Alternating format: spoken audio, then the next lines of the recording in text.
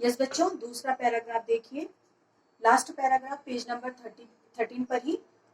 इसमें लेखक ने क्या कहा है? लेखक आगे कहते हैं कि जिन्होंने इन नदियों को मैदान में देखा हो, क्योंकि नदियां हिमालय पर्वत से निकलती है और घाटियों के बीच बहती हुई वो समतल मैदान में आ जाती है। तो लेखक कहते हैं कि जो इन नदियों को मैदान में अगर किसी ने देखा होगा तो उनके दिमाग में, उनके सोच में ये बात जरूर आई होगी कि बूढ़े हिमालय की गोद में ये बच्चियां बनकर ये कैसे खेला करती थी।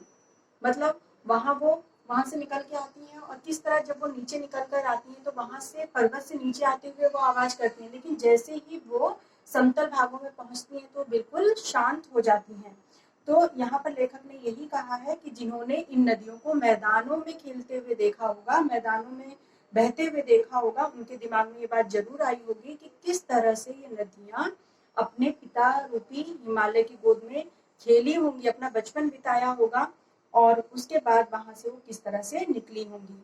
माँ बाप की गोद में नंग धड़ंग होकर खेलने वाली, नंग धड़ंग से मतलब बच्चों यहाँ किसी भी रूप में, जब बच्चा छोटा होता है तो नंगे पाँव, नंगे, इस तरह से उसको वस्त्र से, चप्पल से कोई मतलब नहीं होता, सिर्फ उसको क्या मतलब होता है? खेलने से, क्योंकि खेलने से उसे क्या होती है? प्रसन्नता मिलती है। तो यहाँ नदी रूपी बेटियां जो हैं उनको भी किसमें खुशी मिल रही है? लगातार बहने से, कभी पतली घाटियों में, कभी चौड़ी घाट पार्ट पर, तो कभी ऊपर से नीचे गिरती हुई जो उनकी आवाजें निकल रही हैं उसमें उनसे खुशी मिलती होगी, जिससे उनके धारा रूपी धारा में खिलखिलाहट की आवाज आ रही होगी।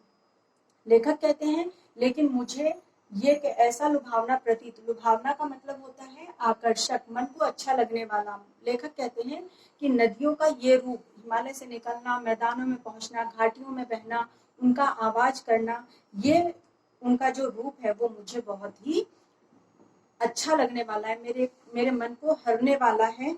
और वो कह रहे हैं इसीलिए मुझे हिमालय को, जो नदियां हिमालय पर्वत से समुद्र तक पहुंचने का जो रास्ता तय कर रही हैं, समुद्र से मिलने जो जा रही हैं, तो उनको देखकर मुझे ऐसा कहने में बिल्कुल भी शर्मिंदगी या बिल्कुल भी हर्ज नहीं है कि ये नदी रूपी बेटियां हिमालय रूपी पिता से अलग होकर अपने पति रूपी समुद्र से मिलने जा रही हैं। और समुद्र का ये सौभाग्य है कि उसे हिमालय की जो जिगर का टुकड़ा है, जो हृदय का टुकड़ा है, हृदय रूपी नदियां जो हैं, बेटियां जो हैं, उनको थामने का, उनको अपने अंदर समाहित करने का सौभाग्य इस समुद्र को प्राप्त हुआ है।